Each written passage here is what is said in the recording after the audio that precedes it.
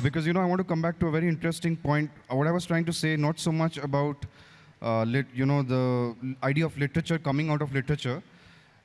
Just reading literature was not just a resistance to, not a resistance to the idea that literature comes from life, but rather this relationship that literature has with its immediate reality, right?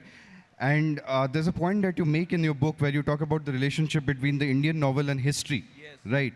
So I think that was something very, very, the most novel point which I found, which got me thinking, where you say that given India's history and given how confused and ambiguous we are at many points, about many points of our history, the role of historical fiction as an imaginative device, to make sense of who we are and, to make sense of what kind of art we want to, what kind of epics we want to tell ourselves, was a very wonderful point. So can you just elaborate on that? Yes, I can. Yeah. In fact, I'm going to elaborate it by asking a question. For those of you who are seriously interested in novels, you will have noticed that in the early decades of the Indian novel, you know how the Indian novel came. It was the British novel, and people started, Indians newly educated in English started reading it in the 1860s, the new civil servants, etc.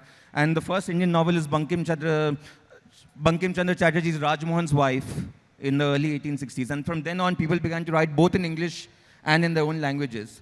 But a question I want to ask you, which reveals the secret at the heart of the Indian novel. What can novels do that other forms can't do?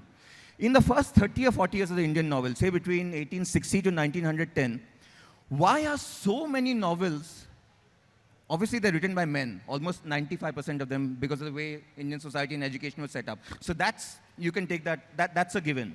But why are so many novels about a woman, with the name of a woman character? Indulekha, Indira, Basanti. What is going on here? Rajmohan's wife. Even when the name is of a man, the focus is on the second word, wife. What is going on here? Why are all these men choosing a female protagonist to write about? They have no access to they've never worn a sari or put kumkum in their hair, whatever. So how do they know what to write about? And why are they focused on women? And the answer is, or my answer is, you could have a different answer, and that would be a good debate to have, that the novel is very good at producing the outsider's gaze, or the gaze of the person who's marginalized in society. Bollywood is great at reproducing mass thought, and perhaps with I laugh when sometimes a Bollywood film is called feminist or whatever because of some small tweak in the thinking. But a novel is very good at, stories become interesting when they give you the mind or the life experience of somebody very different from you. And all these male writers who wanted to criticize Indian society found that they could do so usually through the viewpoint of a young woman who's not only oppressed by patriarchy, they're also oppressed by the older women in the society. The mother-in-laws are the ones saying you can't read, you can't go out. And to me, the most thrilling scene in the first Indian novel ever written, in Rajmohan's Wife, when you read it, you'll see, if you read it now, 150 years later, it looks like a copy of Walter Scott or Charles Dickens. So it's very dull to read. It's written in a beautiful English, but for an Indian writer, it looks very odd. It looks like, it looks like a man suddenly wearing jeans at 50 or 60 years of age. But there is one scene that shows the path forward for the Indian novel in there.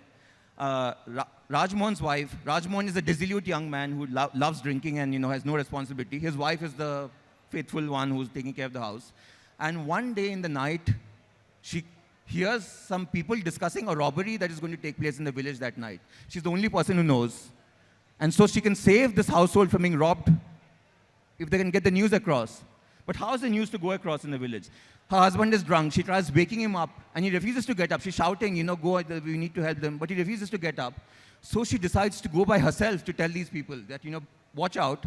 And as she goes across the village, she passes the village pond, and she realizes she has never been out at night in her entire life. And the thrill of that, that a woman facing the night, although you're already an adult, facing the night alone for the first time in your life, that redeems the entire novel. It could be about anything. But you see what the novel is trying to do. It's trying to go to those areas of experience which sociology, psychology, politics can only faintly gesture at. The truth of the spirit, the truth of the individual experience. And by adding all these subjectivities, you get up to a complete picture of a society.